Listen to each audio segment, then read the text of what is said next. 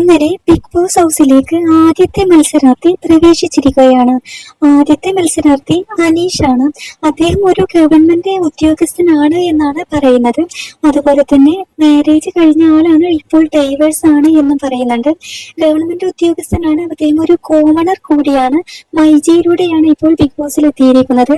അത് അനീഷ് പറയുന്നുണ്ട്, ഞാൻ ഗവൺമെന്റ് ഉദ്യോഗസ്ഥനാണ്, ജോലിയൊക്കെ ലീവ് എടുത്ത് അതിനുവേണ്ടി 2 വർഷത്തോളമായി പ്രയത്നിക്കുന്നു, അങ്ങനെയാണ് ഇങ്ങോട്ടേക്ക് എത്തിച്ചേർന്നത് എന്ന് അനീഷ് പറയുന്നുണ്ട്.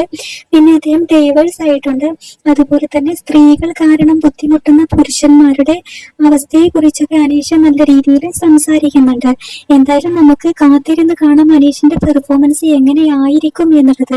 എന്തായാലും ഇപ്പോൾ ബിഗ് ബോസ് മലയാളം സീസൺ 7 തുടങ്ങി ഏതാനും മണിക്കൂറുകൾ മാത്രമേ ആയിട്ടുള്ളൂ. ആദ്യത്തെ മത്സരാർത്ഥിയായിട്ട്, ആദ്യത്തെ കണ്ടസ്റ്റൻസ് ആയിട്ട് കയറിയിരിക്കുന്നത് നമ്മുടെ അനീഷാണ്. വരും അപ്ഡേറ്റുകളൊക്കെ, ഇവരുടെ കാര്യങ്ങളൊക്കെ കാത്തിരുന്ന് കാണാം.